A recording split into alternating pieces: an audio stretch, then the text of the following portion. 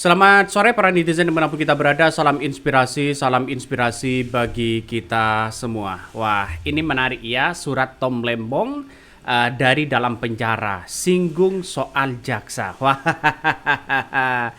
nampaknya begitu kan ya, sampai hari ini ya, Kejagung masih belum membeberkan data-data kerugian negara apa yang kemudian dilakukan oleh Tom Lembong ya.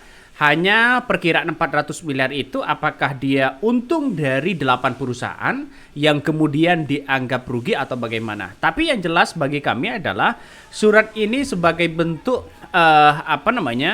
Tom Lembong begitu kan ya, bahwa kalau di negara kita, negara hukum kita begitu kan ya, apakah sudah mematuhi pada undang-undang yang ada, dalam artian kalau tidak ada kerugian negara begitu kan ya. Lalu apa yang bisa menjerat Tom Lembong ini? Ini kan menjadi pertanyaan penting bagi kita. Artinya secara tidak langsung bahwa apa yang kemudian dilakukan Tom Lembong itu, banyak orang mengatakan wah, sampai hari ini masih belum membeberkan, dianggap diskriminatif begitu kan ya.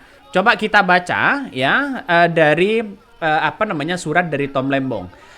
Teman-teman, ibu-ibu ya, yang saya hormati, saya hanya menyampaikan terima kasih yang sedalam-dalamnya kepada semua pihak yang sudah membantunya, sedang membantu dan terus ya membantu. Saya juga kepada teman-teman ya, ibu bapak dan masyarakat yang terus mendoakan saya, terima kasih kepada semua yang terus ya menanamkan kepercayaan pada saya.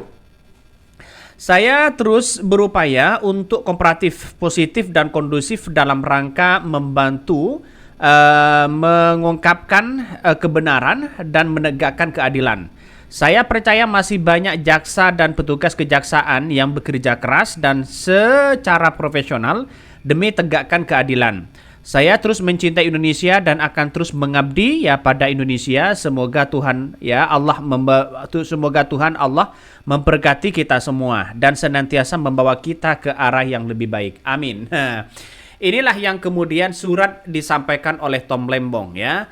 Artinya secara tidak langsung bahwa dia ingin menegakkan kebenaran, keadilan, seadil-adilnya begitu kan. Kalau toh pada hakikatnya nanti di kemudian hari tidak ada yang kemudian menemukan titik temu, apa bukti yang kemudian bisa Tom Lembong ini menjadi tersangka, maka secara tidak langsung ya Tom Lembong bisa saja bebas begitu kan. Kenapa?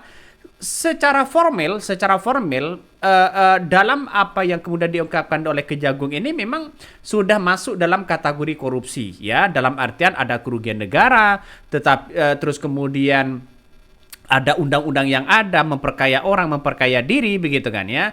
Kalau secara formal, tapi kita lihat secara nyatanya, secara realitas yang kemudian ditemukan, apakah sekarang ini ya menemukan kecurigaan atau menemukan dugaan-dugaan yang kuat bahwa Tom Lembong menerfi, belum ada di situ. Dan inilah yang kemudian agak janggal begitu. Orang akan mempertanyakan di situ begitu kan. Kalau ada kerugian negara sudah masuk persyaratan formal, tapi pada kenyataannya hari ini ya setelah di publik ya mau dibeberkan soal kasus Tom Lembong ini, ternyata sampai hari ini Kejagung masih belum membeberkan kerugian-kerugian negara dan berapa kerugian itu. Kalau hanya mengatakan 400 miliar, ya kita lihat saja nantinya begitu kan.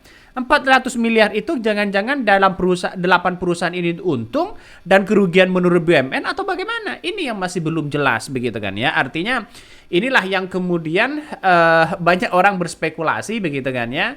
Ya, ada yang bersifat politis, ada yang bersifat ini dan itu. Makanya biar tidak menjadi bola liar, seharusnya Tom Lembong ini begitu kan ya, setidaknya dari beberapa yang diungkapkan oleh publik begitu kan, seharusnya menemukan bukti-bukti dan rinciannya kerugian negara yang kemudian dilakukan oleh Tom Lembong itu lebih baik ya.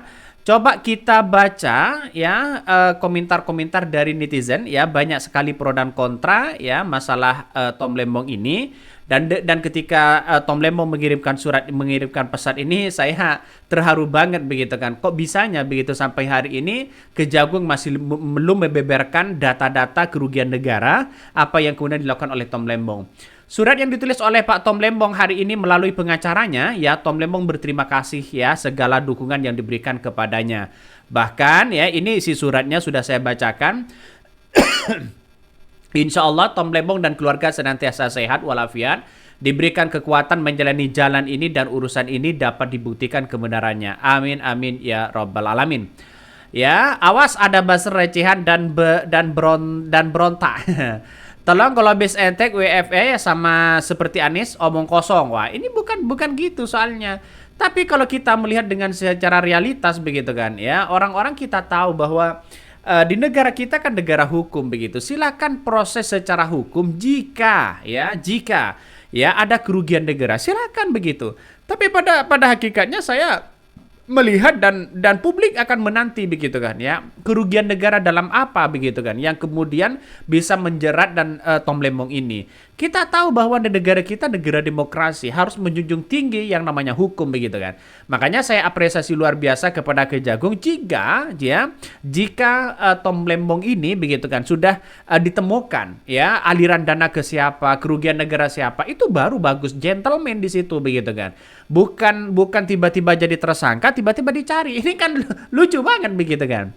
Sehingga semua orang, setiap orang samalah di mata hukum begitu, siapapun orangnya. Makanya siapapun yang korupsi adalah lawan bersama, yaitu adalah musuh kita bersama. Coba kita baca surat Tom Lembong dari dalam penjara singgung soal jaksa. Nah ini mantan Menteri Perdagangan Mendek ya, Thomas Trikasih Tom Lembong atau Tom Lembong yang saat ini menjadi tersangka kasus dugaan korupsi impor gula di Kemendak tahun 2015-2016. Surat itu diunggah oleh tim ya sementara dan atas arahan Tom lewat kuasa hukumnya, salah satunya melalui akun Tom Lembong yang dikutip redaksi pada Sabtu 9 November 2024. Akun ini mengunggah pernyataan yang ditulis dengan bolpen berwarna biru dalam bahasa Indonesia dan dalam bahasa Inggris.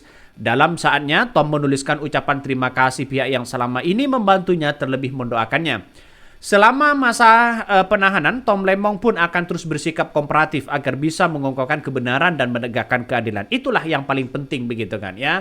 Hakikat dari hukum itu adalah keadilan. Yang namanya keadilan sosial bagi seluruh rakyat Indonesia itu benar-benar ditanamkan kepada diri kita, kepada warga masyarakat Indonesia untuk menunjukkan bahwa kita berada di negara hukum atau ada payung hukum kepada kita. Siapapun yang korupsi silakan ditindak begitu kan. Dan itu adalah musuh kita bersama.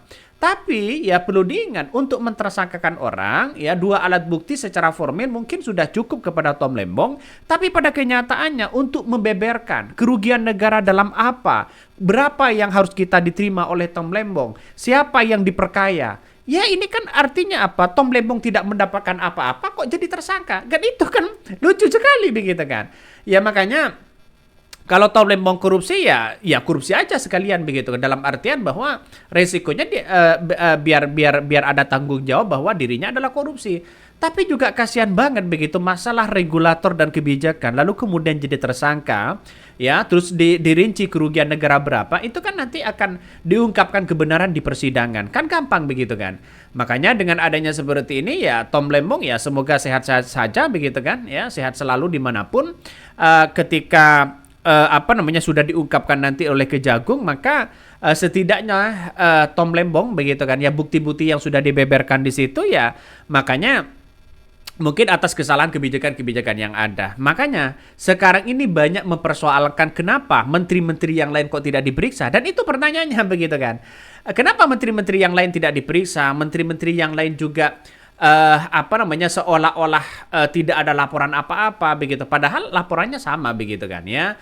Jadi saya kira ini menandakan bahwa apa yang kemudian dilakukan oleh Tom Lembong nampaknya dianggap diskriminatif karena ya ada menteri-menteri yang lain tidak diperiksa begitu kan. Biar tidak menjadi spekulasi begitu kan, ya seharusnya ini diperiksa betul. Ini ya teman-teman, bapak-bapak yang saya hormati, ini isi suratnya yang saya bacakan tadi ya, ini agak ngeri-ngeri sedap ya kepada Tom Lembong.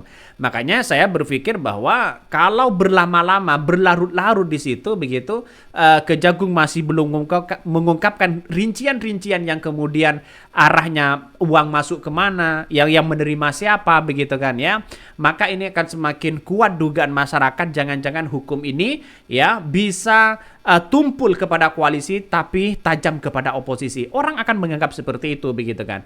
Mungkin itu yang kami sampaikan ya, tonton terus channel Honda Podcast Rakyat ini, jangan lupa di subscribe.